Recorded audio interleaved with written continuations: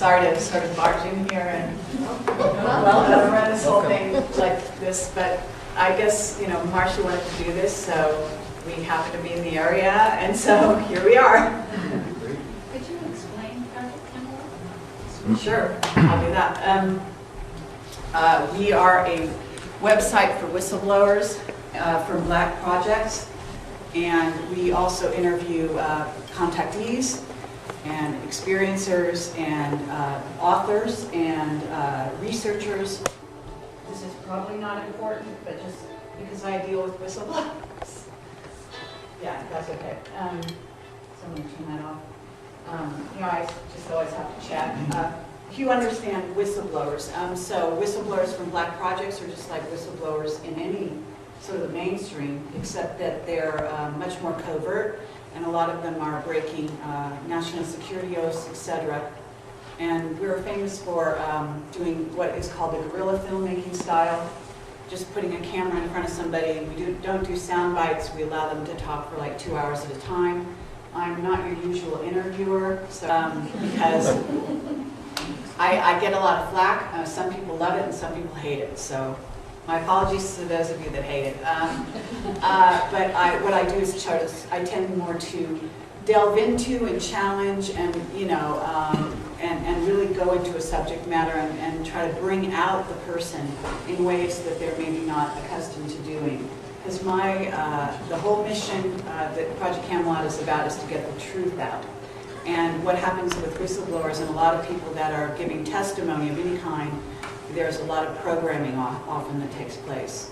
And so I will occasionally interrupt and ask questions that throw them off track because I tend to get the truth when I do that.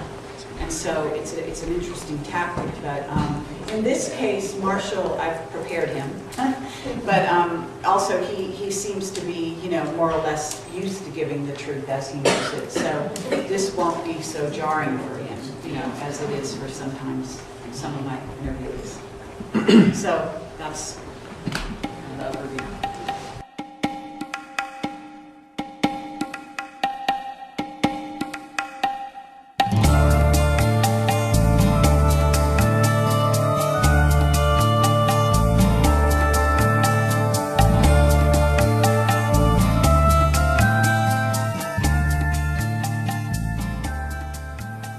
Hi there, I'm Carrie Cassidy from Project Camelot, and I am here with Marshall Vian Summers.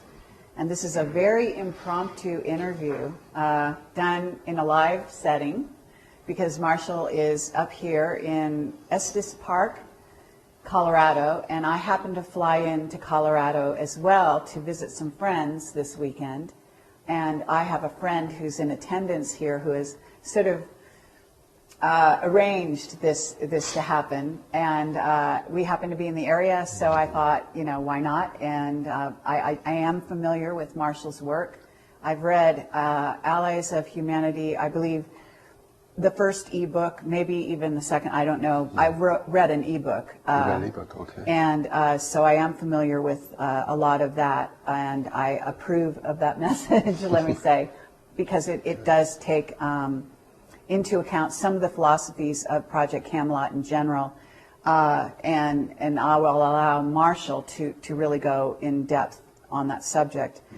It's very exciting to be here. It's a beautiful setting here in the Rocky Mountains, and gorgeous day. I'm excited to meet you in person, and I'm very interested to hear what you have to say. And I will try to give you as little trouble as possible, but still make life interesting for the next hour. So, so hello, and please introduce yourself to the camera for the people that are not familiar with your work, if you wouldn't mind. Okay, well, my name is Marshall Vian Summers, and I am presenting what I believe to be an important, what I call greater community awareness and understanding about the people of Earth and our presence in a greater community full of intelligent life, and what our emergence into that greater community will mean for us and can mean for us, both the opportunities and the hazards involved in perhaps the greatest event in human history. And my background really is more as a minister. I left my work as a special ed teacher for the blind about almost 40 years ago, began to teach inner guidance, had a personal revelation in 1982 which confronted me with the voice that had been counseling me both in my inner guidance work and as a special educator. And that had a tremendous impact on altering the course of my life. And since then I have been receiving a vast body of teachings and insight commentary called The New Message. It's a new message for humanity. And a big part of that has to do with our encounter with this greater community of intelligent life, because that has a lot to do with why we are all here in the world at this time.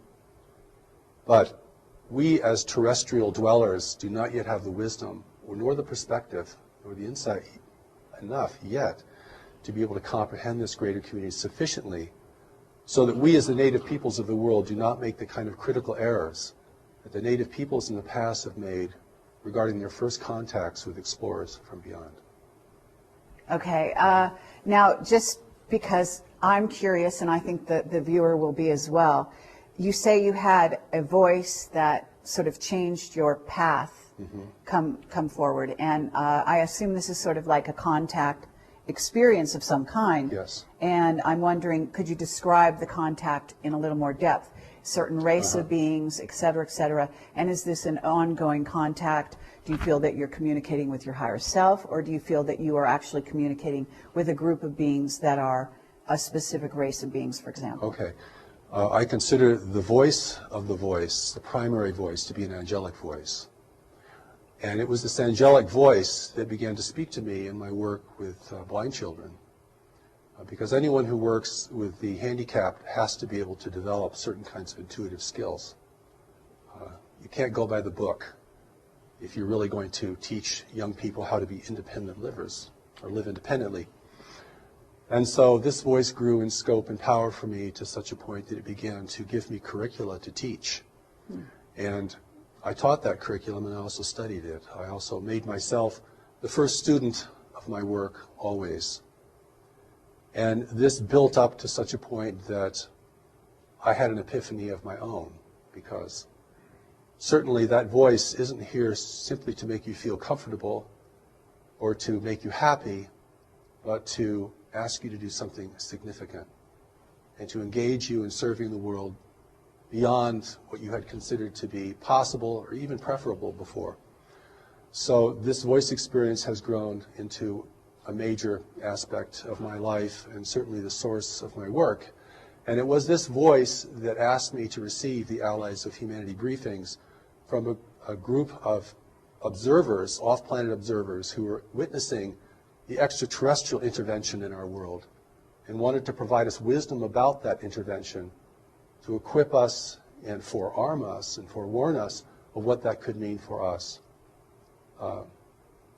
We have a real disadvantage in encountering this greater community, and so the Allies of Humanity briefings are here to impart greater community knowledge and wisdom to us, so that we may have this contact experience from a position of power and authority and responsibility.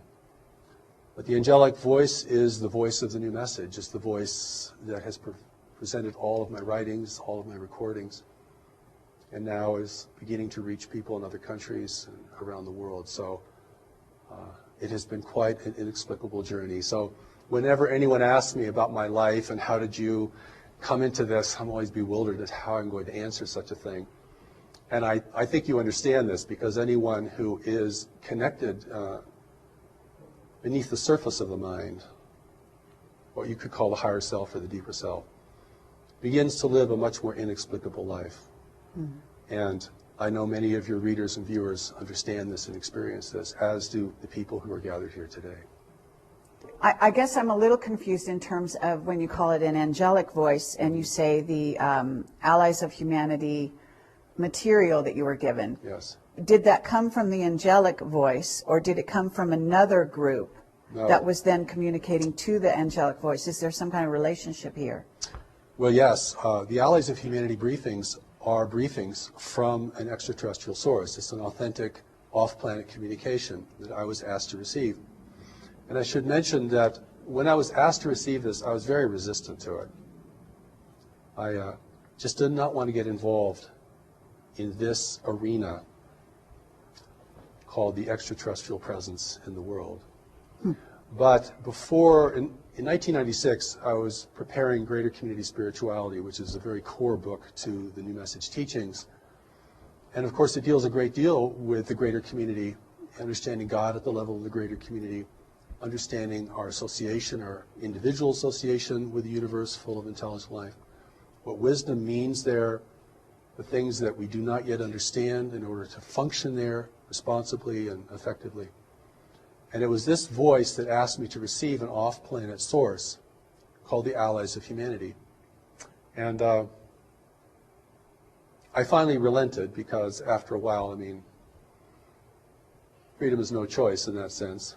And that began the briefings, the transmission of the briefings. The first set of briefings happened in 2 stages over the course of 1 year, and the second set of briefings all happened within about just a few days. And the third set of briefings, which has not yet been published, most of it was received in 1 day. And then last February, I received the final chapter to it. And there's a story behind the Allies which is pretty interesting because they're really operating as spies here in service to us because they represent free nations in our region of space. And freedom is rare in the universe, and particularly in our region of space. So we know from our worldly experience that free nations don't get along very well with unfree nations. And there's always a dissonance there and a difficulty. And so we are being, the world is now really being intervened by races who are here to take advantage of this world and of our position in this world. And the Allies briefings warn us about this, that this is premature contact, that humanity is not ready for contact. We do not have the social cohesion, we do not have the worldly wisdom.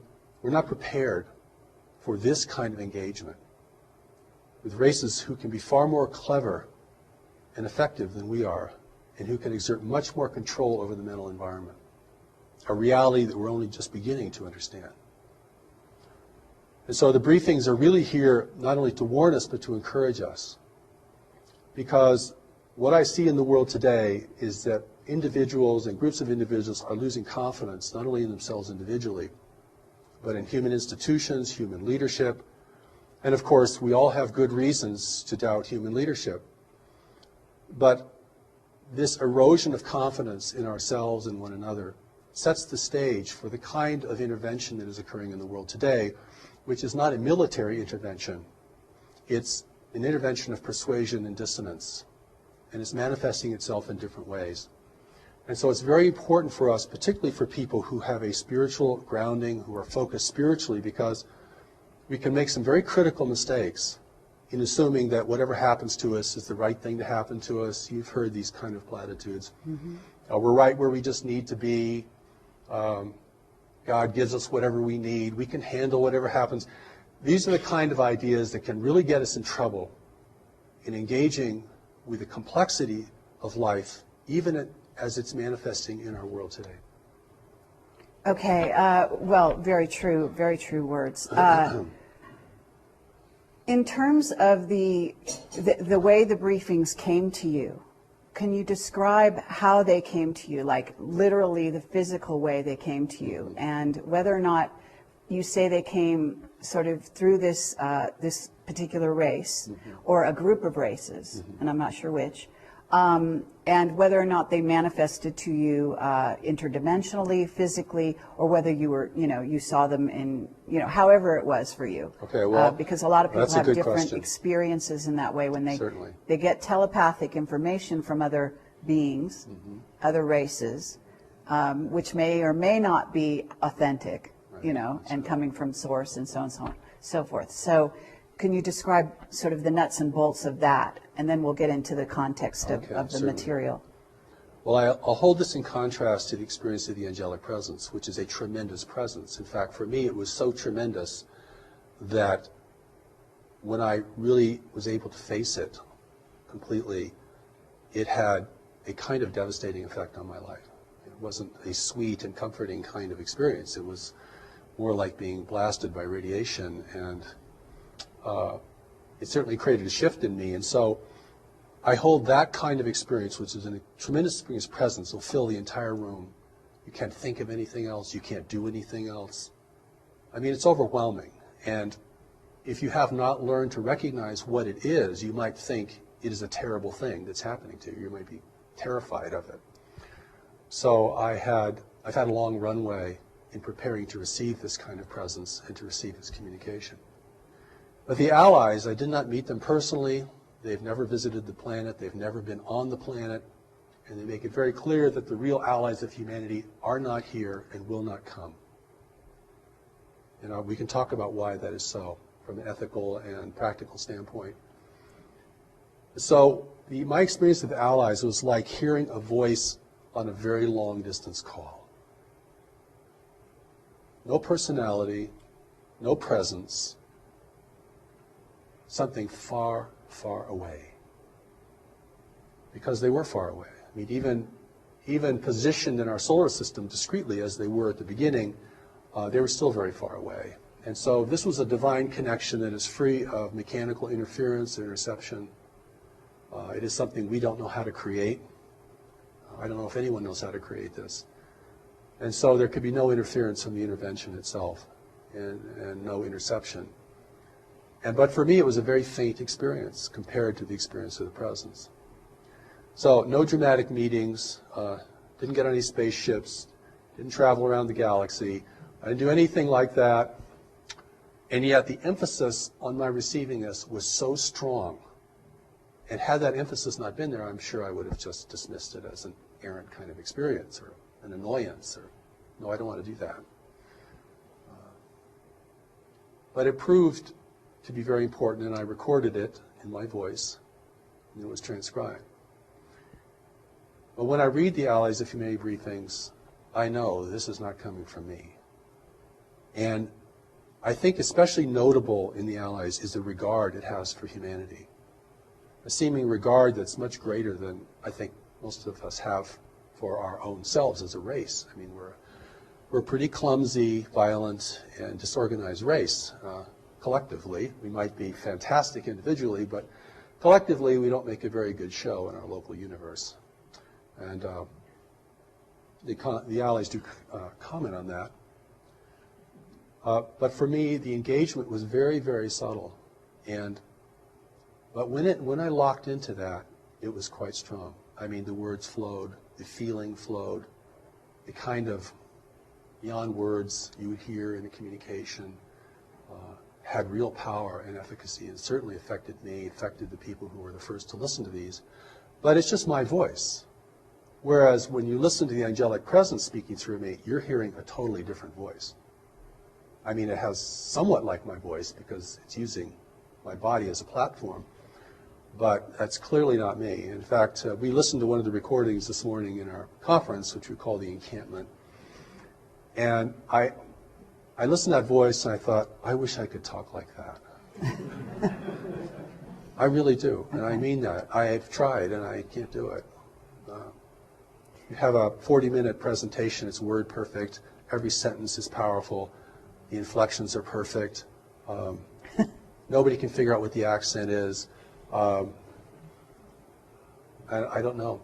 All I can say is I yield to that experience and to provide it to others, see if it is valuable for them.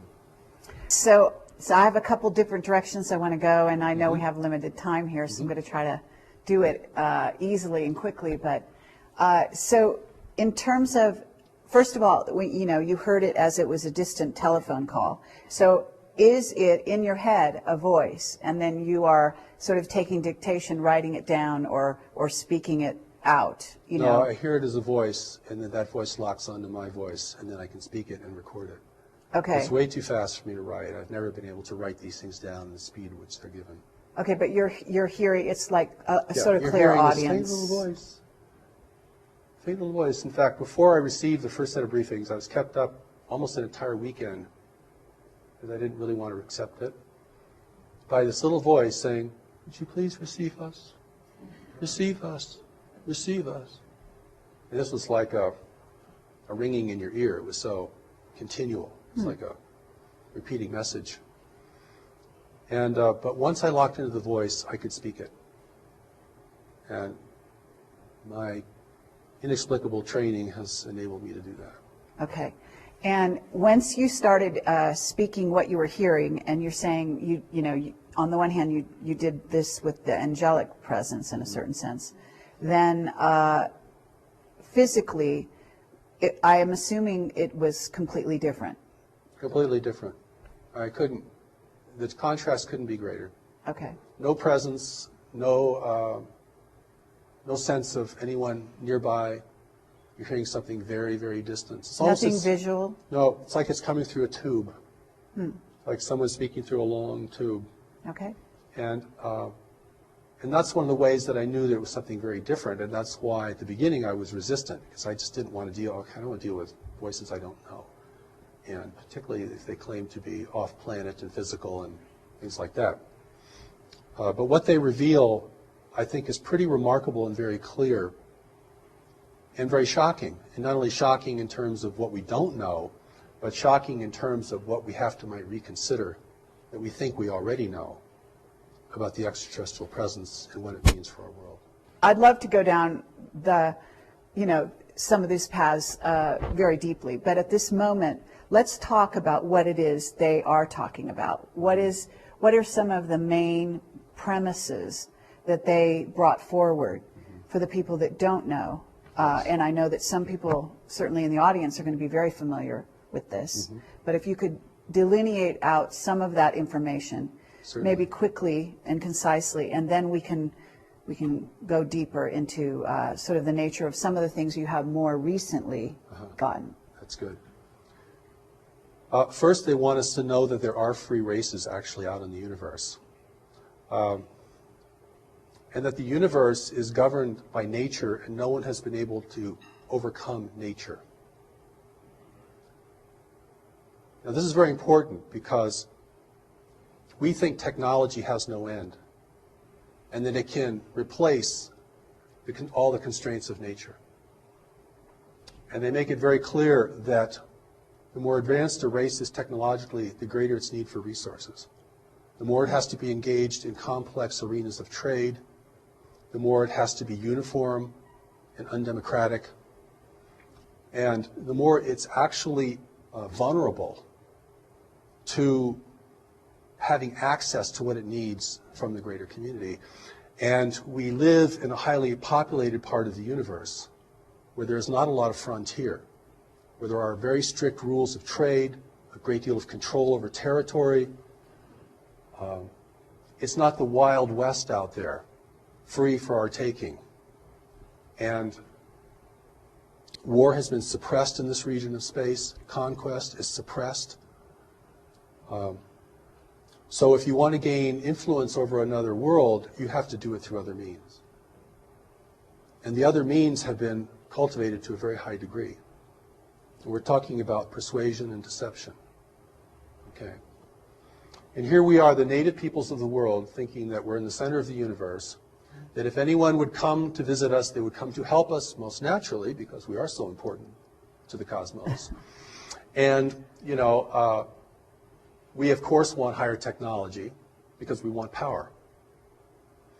And we have problems here we can't seem to deal with, global problems, resource depletion, climate change, political corruption, a growing dissonance between nations over who have access to the remaining resources of the world, just one example. And so we feel very needy of help. See what I'm saying?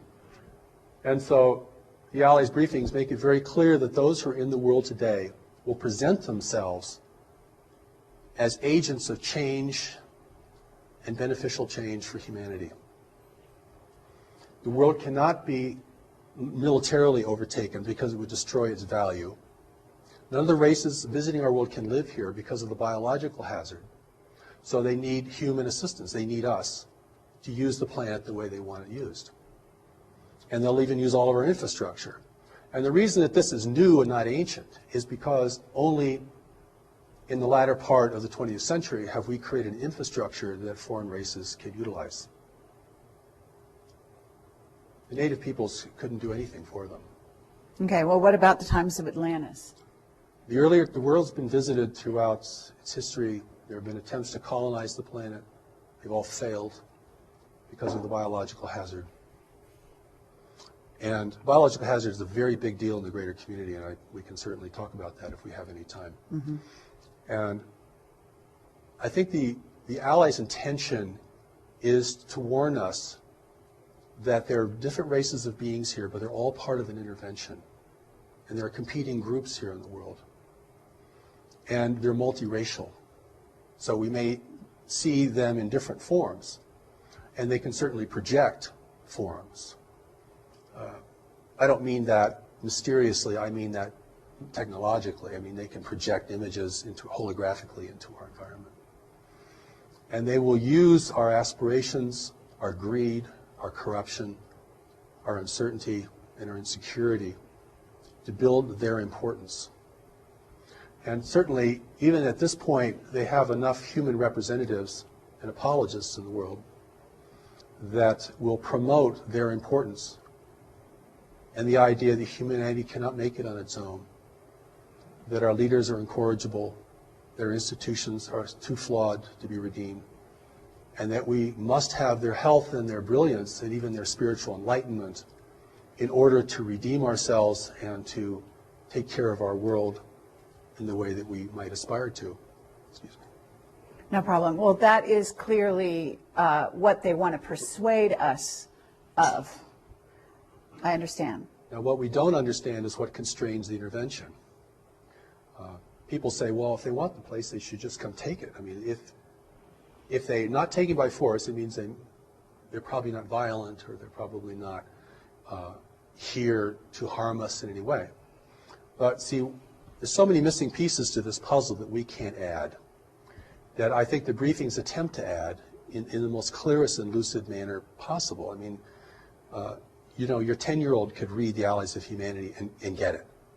Okay, so it doesn't require a highly sophisticated notion of dimensions or dimensionality or spiritual dimension or political astuteness in order to read the Allies briefings and realize what they're telling you.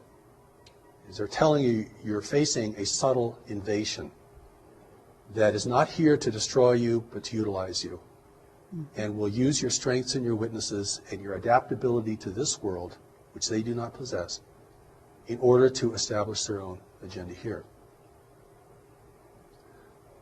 Their agenda here being that they want resources. They want resources. That they also, but they also want to inhabit this world. It appears. They don't really want to inhabit it because they can't. All they can do that is through genetic manipulation.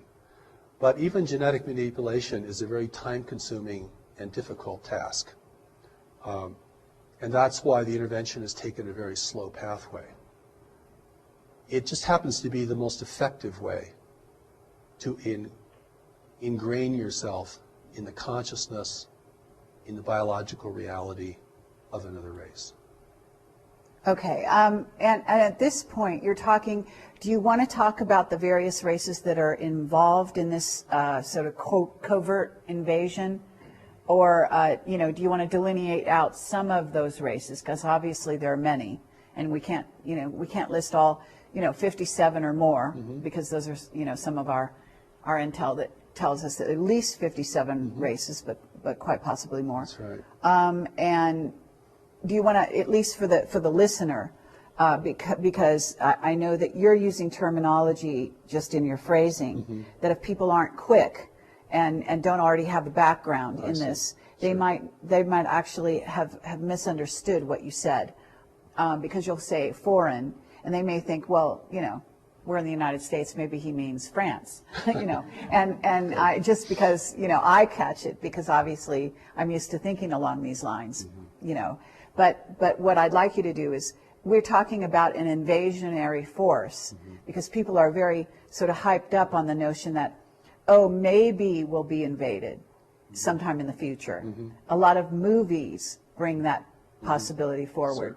But the fact is, we've been invaded, and we're being invaded as we speak by all of these races that you're describing. And so let's name some names, if you don't mind, just briefly, before we move on.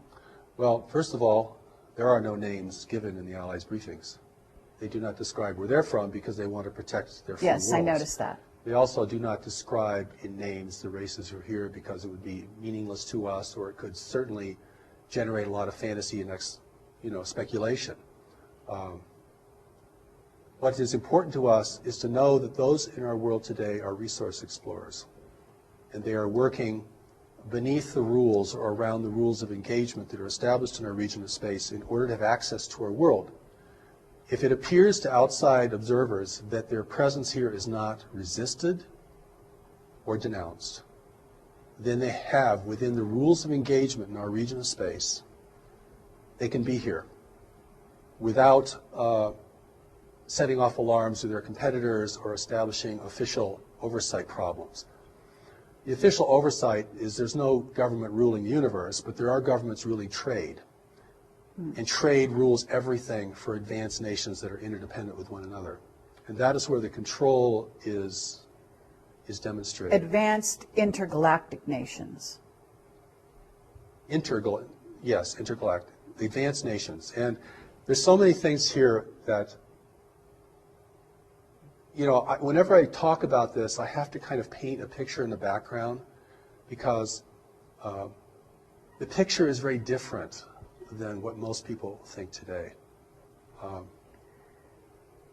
We either think that the off-planet intelligences and races are either very demonic or very angelic, or we think there are good ones and bad ones. There are good guys out there who are going to help us, and there are bad guys who are not going to help us. The briefings themselves kind of set the record straight that in order to create an unambiguous situation on Earth, those potential groups who were visiting at earlier times are not here because we don't have the ability to discern, we don't have the subtlety or the insight to discern friend from foe. You cannot tell an ally from an adversary unless you're very skilled in the mental environment, very intuitive, very insightful, literally a seer. Okay. Because they're presenting themselves as the saviors of humanity. And in the background, they're taking people and never returning them. In the background, they're building a new human. Not to replace us, but to determine our direction. I'm often also asked, and I never like these questions very much, but I'm often asked, is our president an extraterrestrial or is our leaders? I think the thing to understand here, because I've had an opportunity both through the Allies briefings and through the greater community teachings of the new message, which go way, way beyond the Allies themselves, is that those individuals that are being prepared to be in the world are here to advise the leaders. They're psychic, they're powerful, they're brilliant. You can recognize them if you have the eyes to see, but most people will not recognize them. They're not in positions of leadership, they're unaccountable to the public, you will rarely see them on camera. This is how an intelligent race gains ability and influence and control without the people knowing it. Certainly, because they don't realize they have somebody to rebel against. That's right. They think that they are in alignment, at least those that are following that particular person or group. Okay, so we have also, you made an interesting statement a ways back in which you said that in this area of I guess you said the galaxy, they don't allow, there's a lot of control and they don't allow war. That's right. And what I got was an overt war. And I wish you could talk about that a little more because that's an interesting statement. And, understanding in when I'm talking to you is what I have is a body of knowledge that comes not only from my own intuitive information, but also from the contacts, the whistleblowers, and the people that are feeding me information behind the scenes. So I have gotten some descriptions that dovetail, if you will, some of the things that you're saying. And, too strong a way to put it would be evidence. But I certainly have witness testimony that would maybe substantiate some of the things you're saying. So what I'm trying to do is find out whether or not they reveal themselves or they reveal more about this picture. So when you say that there's control in this area of the galaxy, who's in control? And if there's no war, in a sense, we know there's a war. Certainly there's a war spiritually. Oh, very much so. And so, but there are ways that this so-called war manifests, and it sounds like there's limitations in the way the war can manifest in this area of the galaxy. Limitations is a good word. Large nations, if they become involved in networks of trade, have great influence over each other. And it's a very competitive environment. The universe, our universe that we're going to have to deal with, isn't a big frontier with a bunch of uninhabited Earths out there that we can go migrate to when we've just completely used up this one. I mean,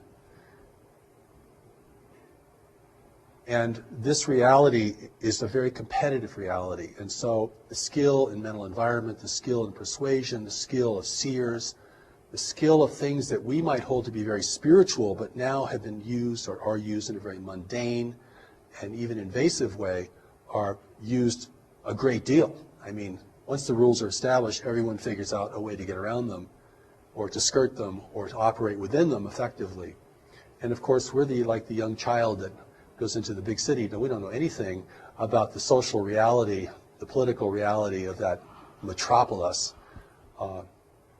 And it's our naivete and our innocence that makes us probably endearing. I think you get this sense of endearment when you read the Allies briefs. They really think we're very sweet, actually. But they also indicate that, you know, some things we don't know that could destroy us. And not having any idea of what the reality is beyond our solar system is a tremendous disadvantage. So those forces in the world today are not, you know, operating in a military sense, but they're infusing themselves into the hierarchies of religion, government, and probably even more specifically or more greatly in commerce. Okay, but we do have war on this planet, and it right. is orchestrated, even from behind the scenes, by these so-called persuasive contacts or entities or races, as you call them. But there's also, from what I understand, there's also literal war taking place in the solar system and outside the solar system between some of these races. And yet you're saying there are limitations. So I guess what I'm curious about is not so much what's allowed on Earth, although certainly that's part of the question, but what is allowed in, let's say, what's allowed in our solar system? Because I've gotten information as to certain groups that are actually maintaining what what they call outposts on the edges of our solar system that either allow some craft in or don't allow some craft in. In other words, kind of maintaining trade routes, if you will. Well, there's supply routes for those who are here. And this is the complexity that gets really difficult because different nations have been contacted by different groups. And certainly I'll say a few things that might shed some light on this. One is, if you want to gain ascendancy in the world and have your presence be the most trusted presence, then you have to weaken the strongest nations. And one of the ways you weaken a strong nation is by engaging it in intractable conflicts. And then begin to erode the confidence of its people in that nation. This is very much about persuasion and acceptance, okay? I make this emphasis about war because our whole orientation to space is war. Star Trek, Star Wars, War of the Worlds. Right. This is where we're coming from as a people. We think the universe is just another big battleground between empires and freedom fighters and all this kind of stuff, which is a total projection of, you know, our reality here on Earth. But the truth is, we're facing a non-human universe. And that alone is enough to give people chills. We're facing a universe that does not value human values. But we're also facing a universe that, like every other creature, requires resources to live, has to deal with competition, has to deal with provision, has to coexist with others. So our emergence into the greater community is an emergence into a much more sophisticated and complex environment. And we're going to emerge into this greater community because we can't stop. It's happening, not because we're going out and finding out what's out there, but because what's out there is coming here. Not all of what's out there, but some of it. The briefings also indicate that there are very few worlds in the universe who know of our existence. That's an interesting statement. Those who do know keep it a secret. Fewer competitors. Or the freedom-loving races certainly don't want anyone to know, because if freedom is rare in the universe and you begin to promote the idea that there's this beautiful virgin world down here being despoiled by its native peoples, its stewards, then you're going to have a lot of intervention. You know, it's in the, this is the ALIE's briefings talk about this, as well as the New Message Greater Community teachings, is that we're following a very normal path of self-destruction. That most races that become technologically endowed begin to outstrip their world's resources and are usually engaged in the greater community, not because of their explorations, but because the greater community arrives, offering gifts with their secret plans. And that's how the inducement, that is the inducement. The inducement is not just to be a conquered people, because we'd resist. And if we resist, they couldn't function here, and they destroy the value of this world. But if we can submit, and if our desires and our ambitions can be enticed, then that's the best weapon there is to make the enemy drop their weapons and join you according to the engagement that you present.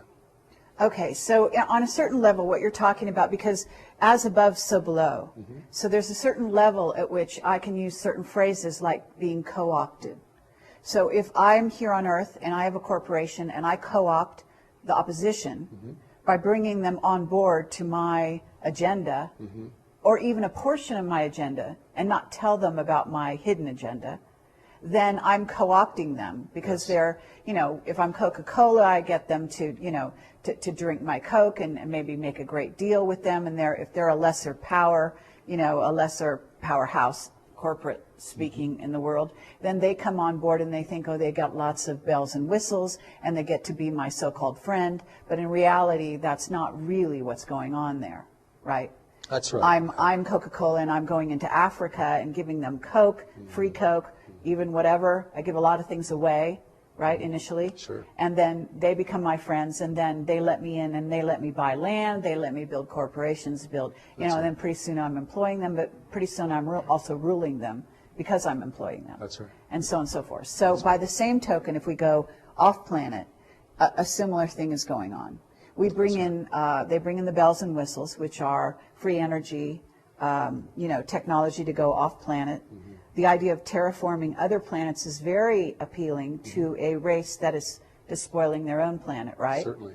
So there we have techniques to go off planet, to make going off planet more easy, and also to inspire them to possibly go to other worlds where they can then create a safe place, especially under the juncture of where we are now at, where this world is not only on a precarious road in terms of being spoiled by technology, but also by our misuse of technology, but also by earth changes that are imminent and beginning to happen.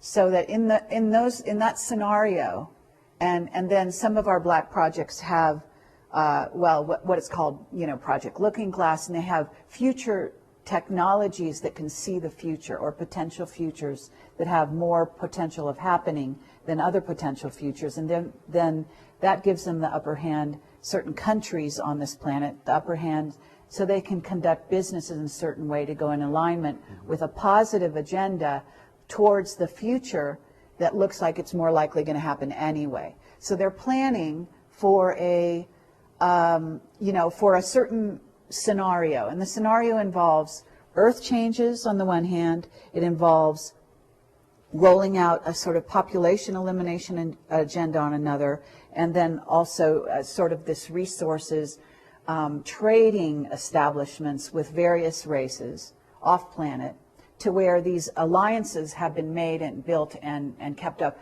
with the promise of greater benefits for the future, whether it be China's dealing with one race and told they're going to get benefits in the future of this, that, and the other, and ultimately they'll be the new rulers of this earth if they do play ball. And then you get the United States, who's had alliances with various other groups for a while, who has been told the same thing. And then you pit the two countries against each other so that they're always in a little bit diminished state, or a state of sort of semi-hysteria, or at least their militaries are, and so on and so forth. So it's easy to causing dissension in a playground between two bullies.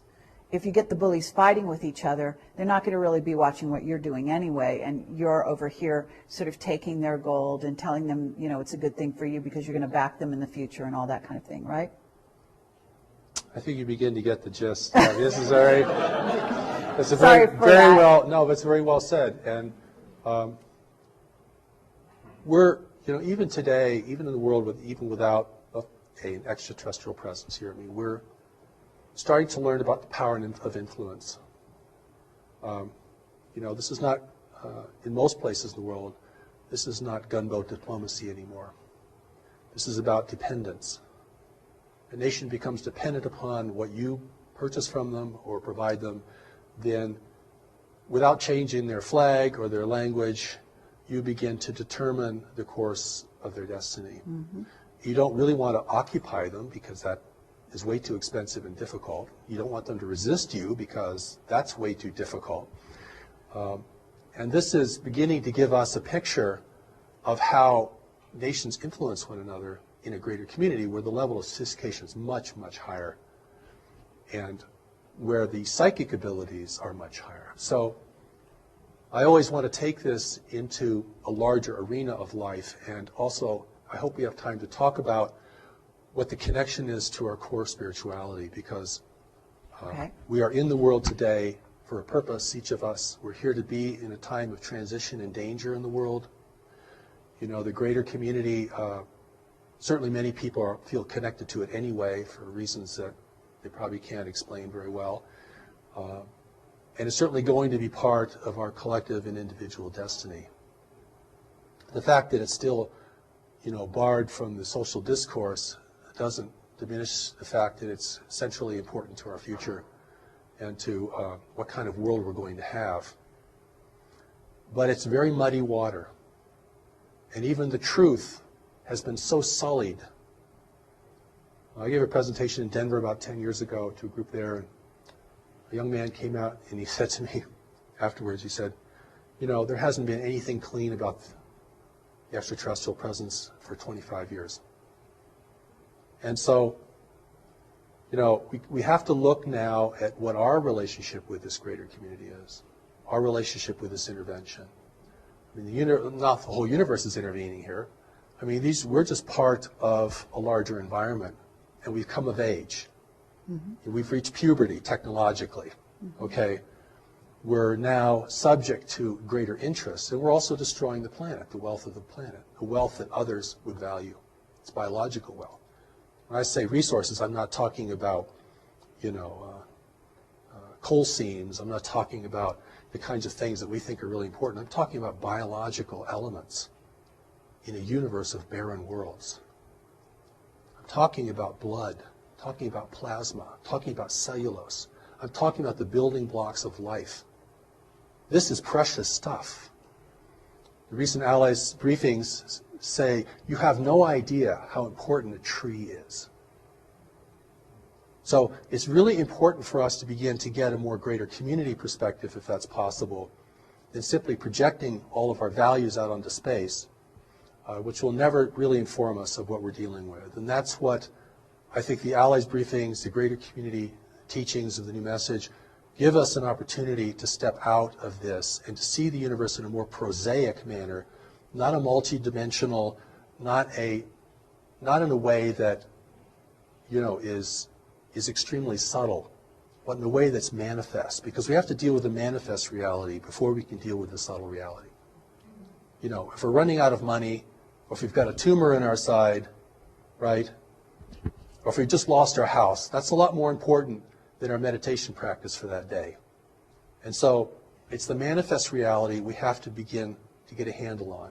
And that's not as complex, I don't feel as complex, or as mystical, because this is level confusion. Level confusion is a real problem here, because there are different levels, and the levels present different kinds of things to us. But if we miss the fundamental level, that we're the native peoples of the world, encountering resource explorers that we know nothing about, whose intentions are never revealed, whose activities are surreptitious, whose impact upon people is generally destructive and manipulative, then we have to deal with it at that level primarily if we're going to be a free race in the future. If we can't deal with it at that level, if we get lost in the dimensionality of this whole phenomenon, which is big, we're going to sell the world away or give it away. And we're going to do that. It won't be taken from us. Okay. And that's the difference. You see, this is where human responsibility or ability to respond becomes critical. And in the New Message teachings, one of the important things about greater community spirituality, spirituality of the universe, is this reality of knowledge. Because, and I'm going to use this word in a different way. I'm not talking about information or book learning or what we learned in high school or university. I'm going to talk about knowledge as a deeper mind. You can call it higher self, Christ self, Buddha self, whatever. This mind operates beneath the surface of our worldly mind, our intellect, which is pretty much totally conditioned. I mean, you're never going to totally recondition your personal mind. I mean, it is thinking how culture thinks. It is thinking according to our biological and social realities. It can think better, and it can be valuable, but it is very, very ingrained. Excuse me. Knowledge is really important here because it's the only part of us that cannot be manipulated. Okay. And I want to take knowledge out of the religious realm, if I can, or the high spiritual realm, because there's so many things associated with it, and bring it down into a kind of a consciousness baseline. This is the well of what you know and can know, and your ability to know. This is the part of you that's still connected to God. Not the part of you that's living a soul journeying through manifest reality. This is the part of you that didn't leave, that isn't journeying through manifest reality, or it's going with you, but it's not on that journey. This is the only part of us that cannot be manipulated by any worldly, extraterrestrial, interdimensional, anything. This is important because this is the source of our strength and our integrity and our ability to see. If that does not become the emphasis of an evolving humanity, then we will be seduced en masse. And we'll be seduced in a way we never thought we'd be seduced. And how we'll be seduced is being offered what we want, which is the most deceptive form of seduction there is. Beauty, wealth, and power is part of that, certainly. And we're very primed for it. I mean, as the world becomes more disorderly, as resource depletion continues, as nations become more fractious with one another, and we're entirely able to make our own war, by the way. You don't need any help from beyond to do that. We're very good at that. We've been doing that for a long time, and nobody has to teach us anything about that. But the wars that we become engaged with, particularly in larger powers, do have a purpose for the intervention. If the only nations that could really rally the world are weakened sufficiently through intractable conflicts, and if the two or three strongest nations in the world are repitched in opposition to each other, or that's fortified, there will never be a consensus here. And that doesn't take as much intervention as you might think. Because everything that happens that we do is a result of our decision making. And what influences our decision making is what informs our decisions. And this is where the power of knowledge becomes centrally important. And this is where our spirituality isn't just a wondrous place to be, or a place to escape into, or a coping mechanism for dealing with a harsh and incomprehensible world, but becomes the traction for really being powerful here. and insightful and beyond persuasion. And this is the part of us, amongst other things we have to develop, that's very core to our success, in my view. The ALIES briefings talk about this. The power of knowledge, the greatest power in the universe, and the intervention's not using it or they wouldn't be here. At that level, you can see this clearly. This is not a mystery. I've gone to conferences that said, this is not a mystery. And everyone's like, what? Because keeping it a mystery is part of the deception. We're going to keep this so inexplicable and we'll never get it, and it's magnificent. It keeps the adventure going. Like, this is an adventure in consciousness. Study these things. That's one line of thought. So when I've gone to speak to groups of people and presented the ALIES briefings in as gentle and compassionate way I can, I mean, the resistance is tremendous because it's like I'm taking people's parade away from them. I'm taking their lollipop away from them. I'm depriving them of this really exciting thing that's going on and turning it into just another damn thing we have to deal with in life. And Okay, at that moment I'm going to stop you so we can change tapes. I'd like to talk a little about God because God is a part of this. And we are spiritual beings with a spiritual origin and spiritual destiny. And I think our spirituality is actually one of the core strengths of humanity in a universe of highly technological and secular worlds, which predominate in our region of space. We do not need to look for other races to spiritually enlighten us. We actually have the materials to do that ourselves and have actually done fairly well in keeping the mystery alive here, where it's died in many, many other places. When I talk about God, I'm not talking about our various belief system in ultimate power. And of course, whenever the word God is mentioned, people run into all their dissonance about religion and moral issues about religion and organized religion and so forth, except to say that the thing that is going to enable humanity to enter into this greater community as a free and self-determined race is going to have a lot to do with our spirituality. And I don't mean our spiritual belief or the subtleties of our spirituality. I'm talking about the part of us that is connected to it firmly and immutably. Because if that's the only part of us that cannot be manipulated by any worldly or otherworldly force, then that represents the source of our wisdom, our strength, and our unity with each other. Because in facing the intervention in the greater community, we are certainly facing an adversity that we're unaccustomed to and do not really know how to discern very well. And I don't think anyone in government really knows how to discern it either. I don't think there's a secret group that's got all the cards on the table. And they're being influenced as well. So it comes down to what people see and know and their responsibility within themselves and to others, because this is what enables the native race to rally and to begin to question, at least question at the outset, the meaning and the value of this. If we're hungry for technology from beyond the world, which is part of the inducement, it's liquor for the natives, for sure. If we want others to come and rescue us, that will be accommodated. If we want an overseer in the world that's non-human, that will be provided. But it's really, we have to grow up and become responsible. We're going to enter this greater community. You can't have a nation full of run by tribal conflict and warring nations. And so in adversity here is the opportunity. And the opportunity is the intervention and the breakdown of environmental stability in the world are the two things that can prompt humanity to unite in its own defense. It has to be that powerful to overcome our attitudes, our beliefs, our history between nations, the contention between religions, all the things that fracture us and are fracturing us further and further and further, most of which we're doing on our own. The intervention can step back and just let us degrade ourselves down. They'll help us do that in certain ways. But I mean, we're doing a pretty good job, even if we didn't get any assistance. The opportunity here is really that humanity has to unite to be in the greater community. There are three requirements for freedom in the universe: self-sufficiency, unity, and discretion.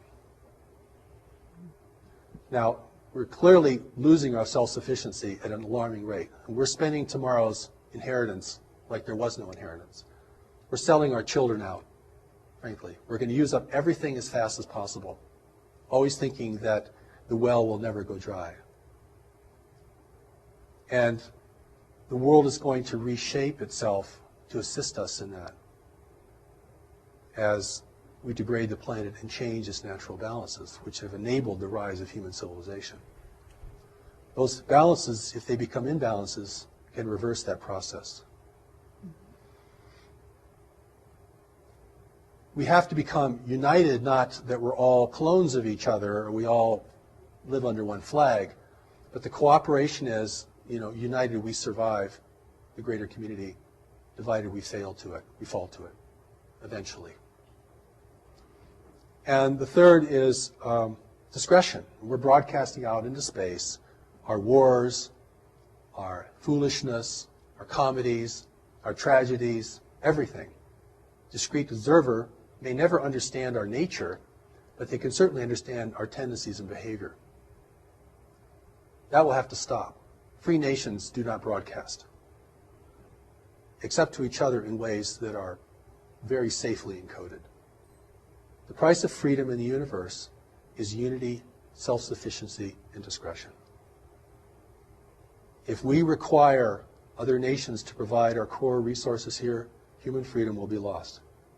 I don't care what your political persuasion is, what country you come from, what your religious belief is, what inner voices you listen to. That's the name of the game. Okay. That's very interesting. I'm not sure, the last one, discretion, I would say discernment, but in a certain sense, I think you're using it as a more active verb. Yeah, that's right. I would include discernment in that, but certainly Right. discernment has to lead to discretion. Right. Yes. So it's sort of the outside, the last point of station before action or as part of action. But so what you're saying though is very interesting in the sense that, and I don't want to make light of it, but the Ronald Reagan saying of, at some point that if we had a common enemy, that would in theory unite us. Mm-hmm. Now, I'm not sure that he meant it in quite the same way you do. Yes. And Right. and I think that people listening to this who are skeptics and who may be less sort of willing to accept any of your message might sort of look at that statement in that way. So is there a way that you can address that in the sense that if you were talking to the people that sort of love to go off on that Ronald Reagan quote, Right. Yes. What would you say? Well, I first would say that people are terrified of human unity. I mean, I've spoken to conspiracy groups before, and human unity is just a big flag. It's a red flag. When I talk about unity, I'm talking about responsible management of the planet and cessation of human conflict. Not just purely for moral or ethical reasons, but for really practical reasons. I mean, we're going to have to protect the arable land of the world. We're going to have to protect fresh water and renew fresh water. We're going to have to do all this stuff, or we are not going to have a future, or not a desirable one, certainly. And that is part of the reason the intervention's here. The other part of the reason the intervention's here is we're at the threshold of becoming technologically powerful enough to discern it effectively and to communicate out into space that we don't want anyone messing with us. Stay away, please. We're not ready. We'll let you know when we're ready. That's why the real allies of humanity, or races that could become the allies of humanity, are not interfering in the world today because it's highly unethical for them to do that. Even if they wanted to help us grow and become peaceful and peace-loving, they would have to control us to do that. Or they would just send their wisdom, like in the Allies briefing. They just send their wisdom. They're not sending, advisors down here to encourage us, persuade us. See what I'm saying? There's a big difference. between sharing wisdom with somebody and beginning to control their life or trying to control the life or the outcome. I don't consider the intervention to be evil. I think it's just self-interest in the universe. Mm-hmm. And we have things they need, and they really need them. So there's a lot of myths here that have to be blown up about, self-sufficiency and free energy, which is a total myth, by the way, by my view. I mean, there's no free lunch in the universe. And even if you could harness free energy, like harnessing the power of the sun, you're going to have to create some pretty powerful technology to do it on a big scale. Mm-hmm. So you still need resources. Right. Right. So even if the energy is free, in order to capture it and use it, you still need huge infrastructure, lots of resources, all these kinds of things. So it's not really free. See what I mean? Sure. It's not really free.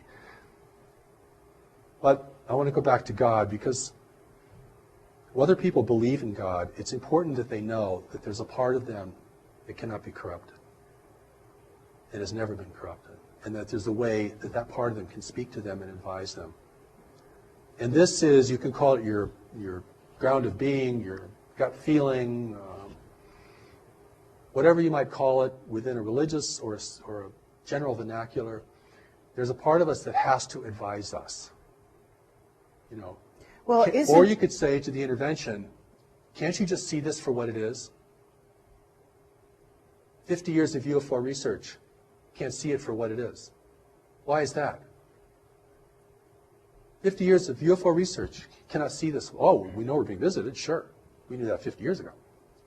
Haven't gotten any further, really.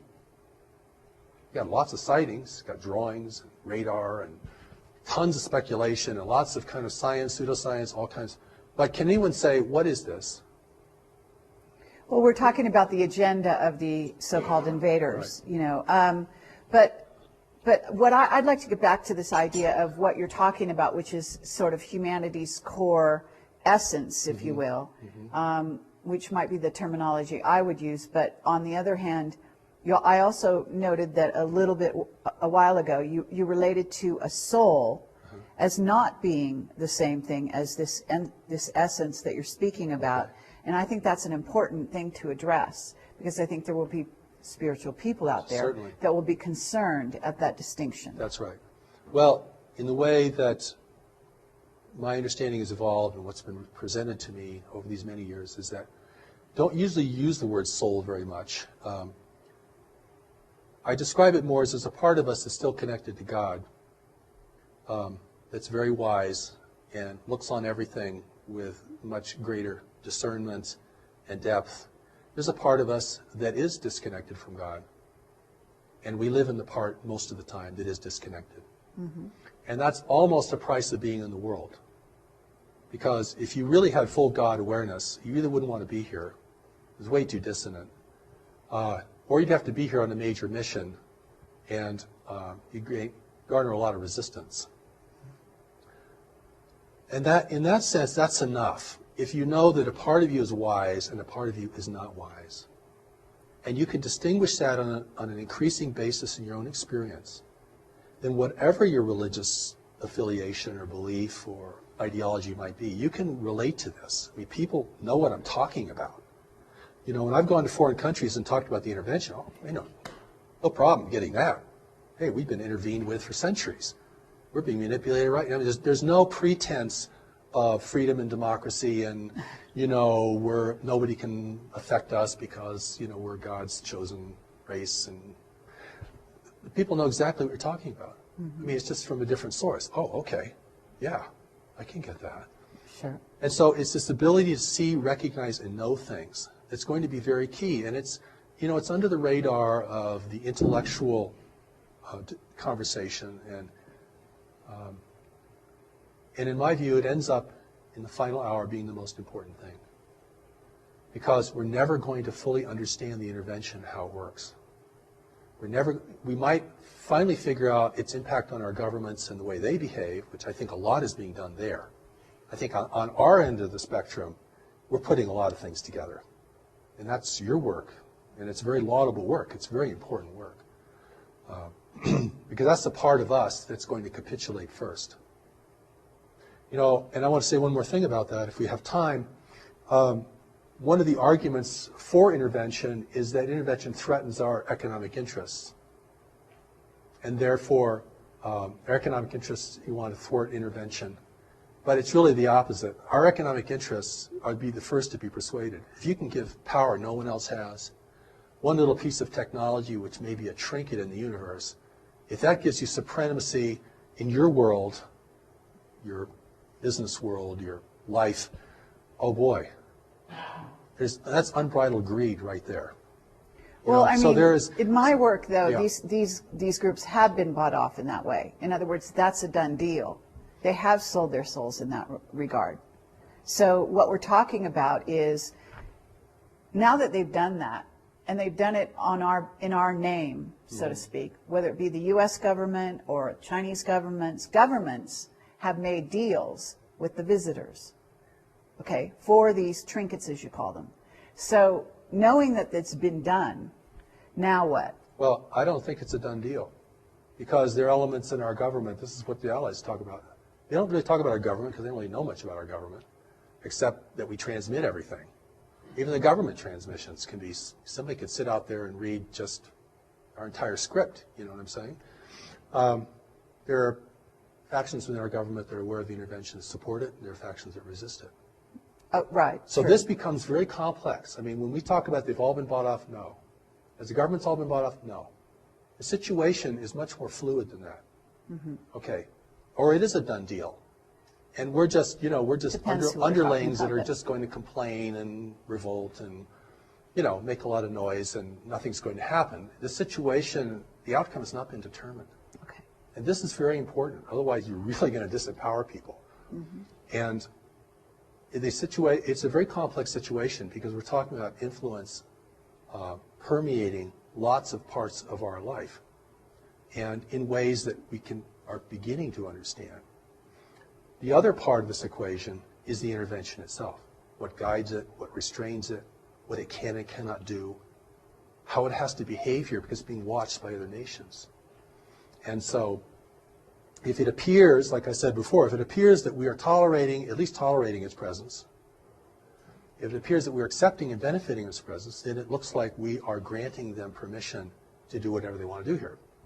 If that's the appearance, again, this is the problem. Okay, but there's a lot of that going on. So Yes. whether we can say, we could give percentages and so on and so forth.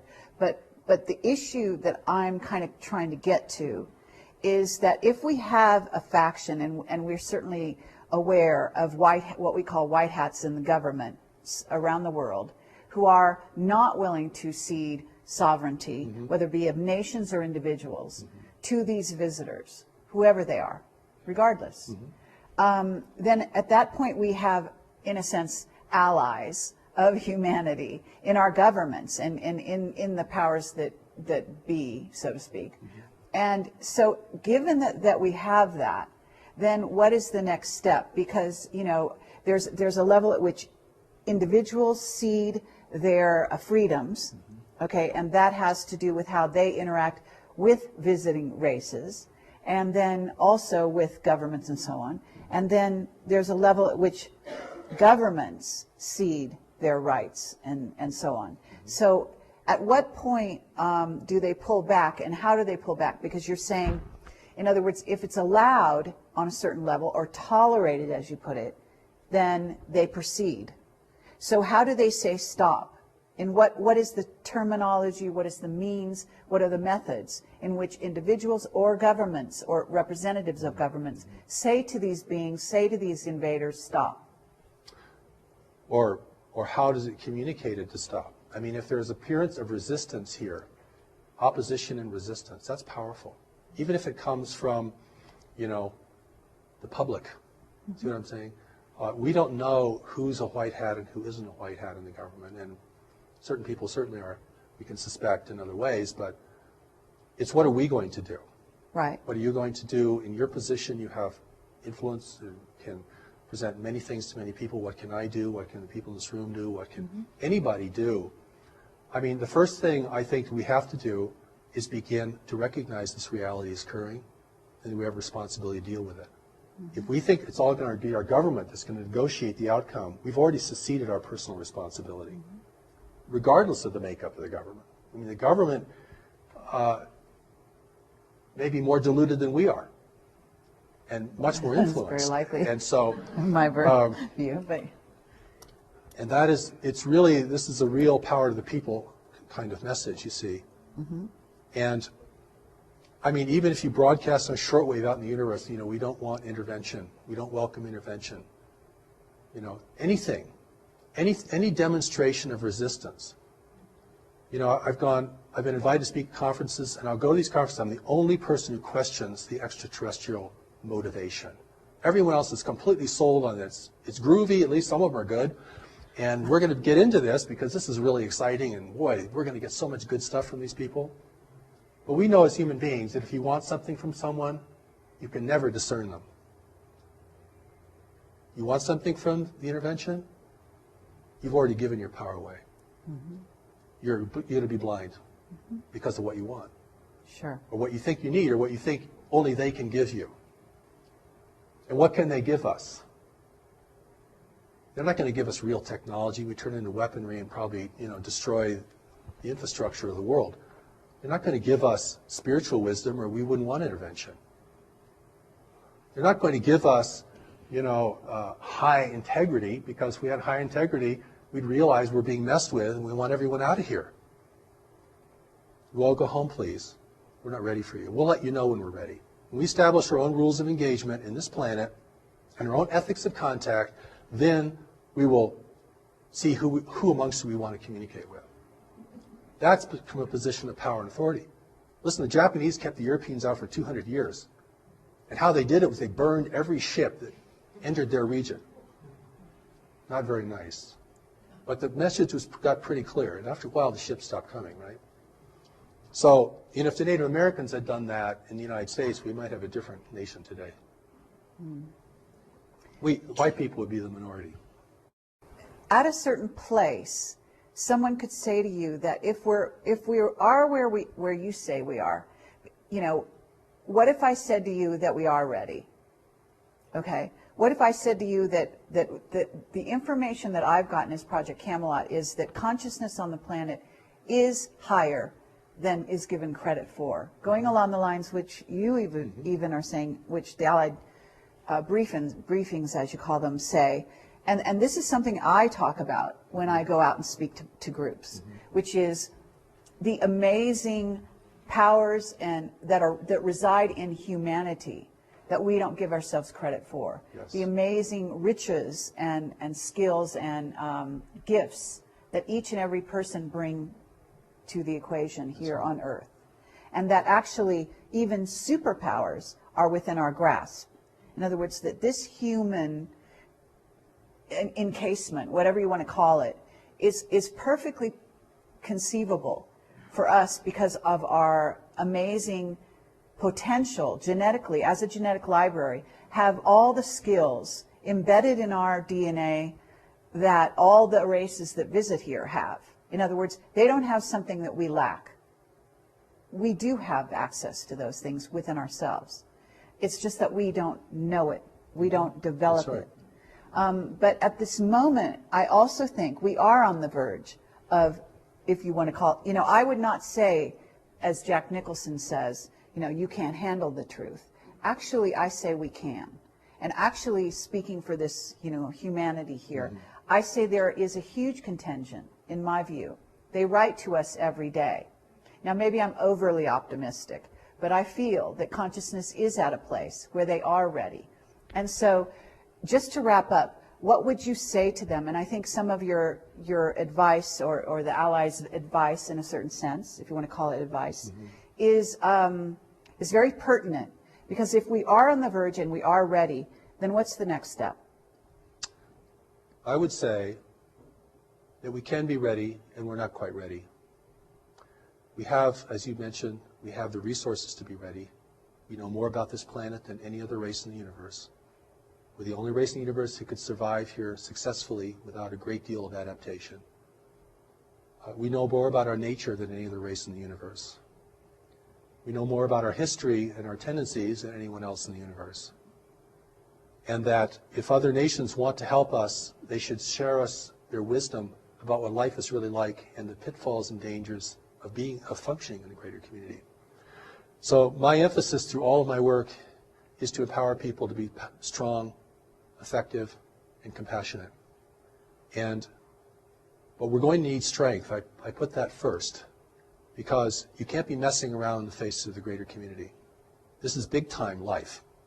And we're still in a very adolescent phase collectively as a race. I mean, we're still very indulgent and foolish, and we're not responsible to the future. We're not saving resources for the third generation out. I mean, we're using up everything. So I think the change in that is a change, not just a change of understanding, but a change of heart, to realize we are the stewards of this planet. If we want to continue to be the stewards of this planet, individually we're going to have to learn some new things.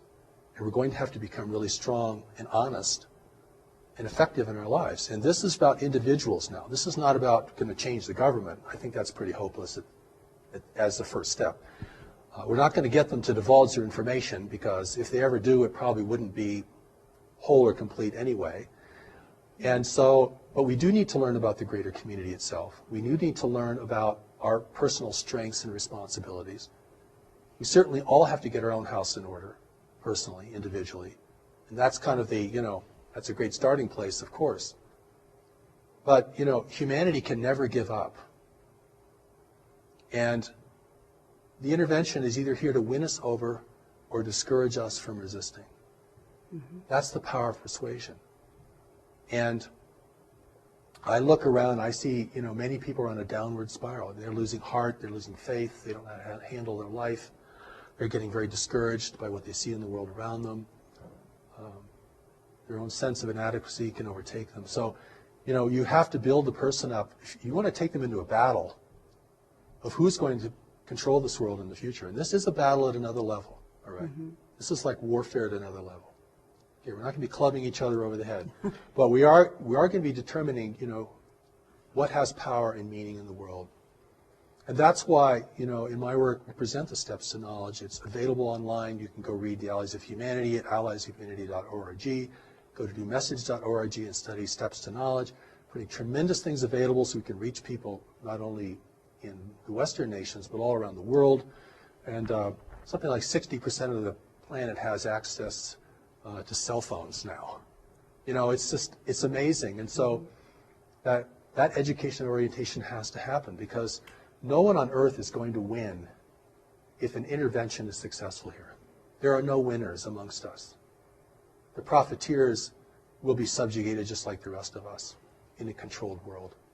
And, we're rich or poor, whatever our race, nationality, we are in this together. This is our world. And we're going to have to really re-earn the right to have it be our world. We have to clean it up. We have to build kind of networks of cooperation, even just to do that. So I'm talking about something very expansive, very complex, but the incentive has to be there.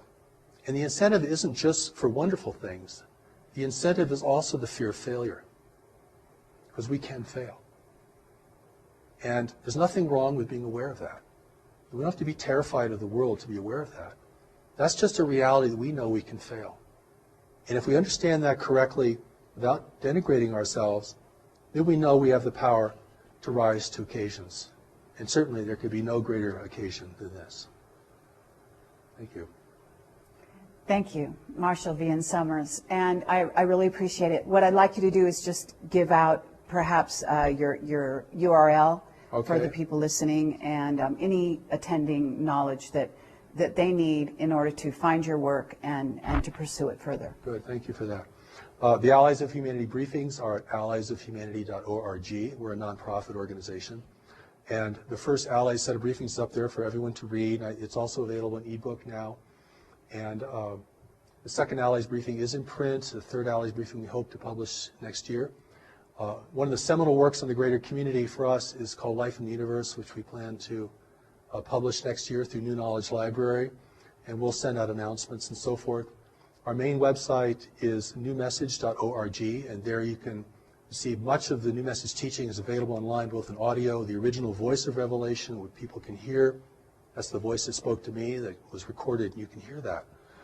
As well as, we made a tremendous amount of things available to people, as well as elements for study and application, greater community education, all these kinds of things. We really want people to have access to this, and we welcome your participation.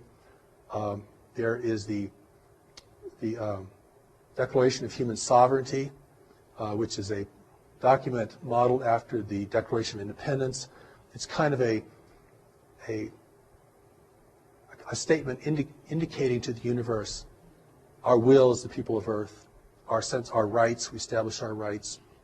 We establish the fact that we are being interfered with, and we do not hold that to be appropriate, and the kind of engagement we would like to have with other nations who are interested in us. And that's a very powerful document, and I think, there's already minds working on this. This is, we may think we're alone, we have a small group, or maybe we're all alone as an individual, and we're trying to put all this together, but there is a groundswell around this, and there is a greater community awareness that's growing. And that awareness really has to be wise and efficacious, and that's why I invite people to explore these materials. And thank you again.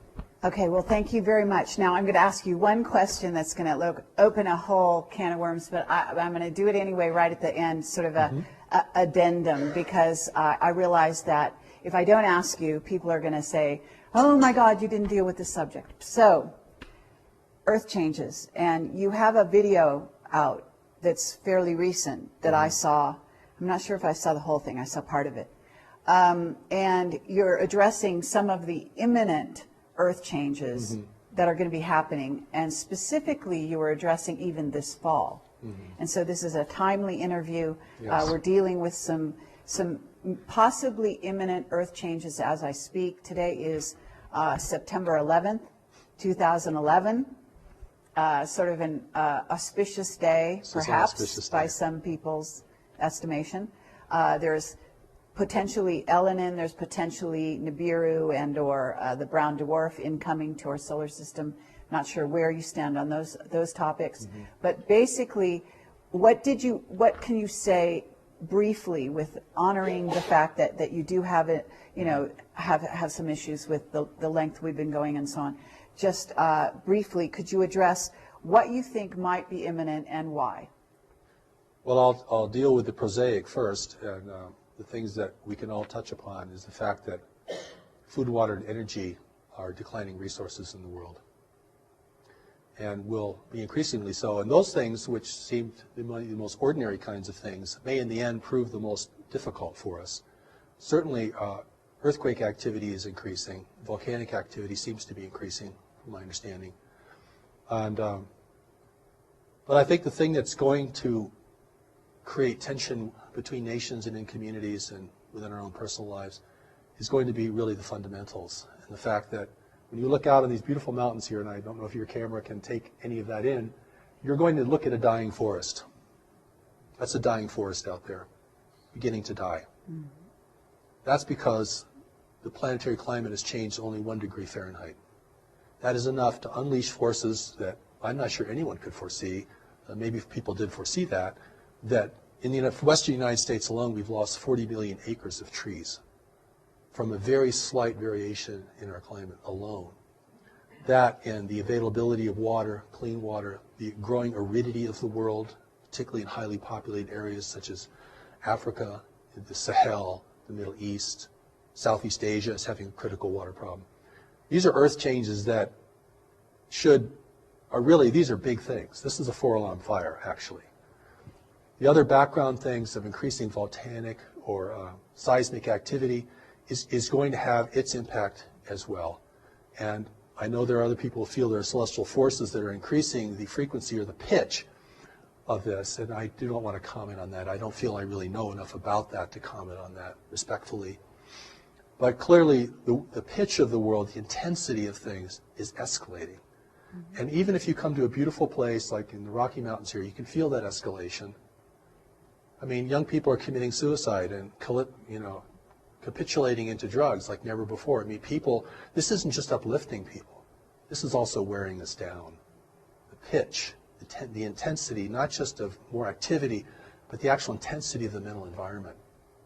And it's really something. And to keep your head in all this, you have to become very strong, very grounded in knowledge, and very appreciative of the greater powers who are here to assist us beyond the visual range. And I think that, we have to accept that we're entering into a new world. We crossed some invisible boundary that said, oh, now we're in a new world, and this isn't going to be like the world of our parents or our grandparents. I mean, we're entering a world of environmental shift, and we've dealt with that, on a national or tribal level in big ways through history, but not on a global level. And that is going to change the landscape so dramatically.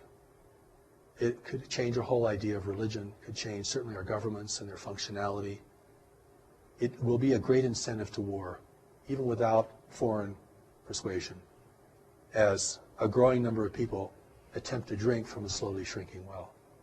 And the only way that you can prevent chaos and decline is by a growing sense of unity and compassion and the awareness that we're in this lifeboat together, this lifeboat called Earth. Thank you. Thank you.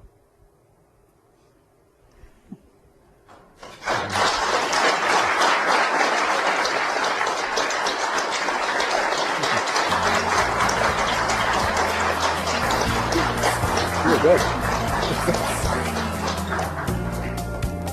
Wonderful.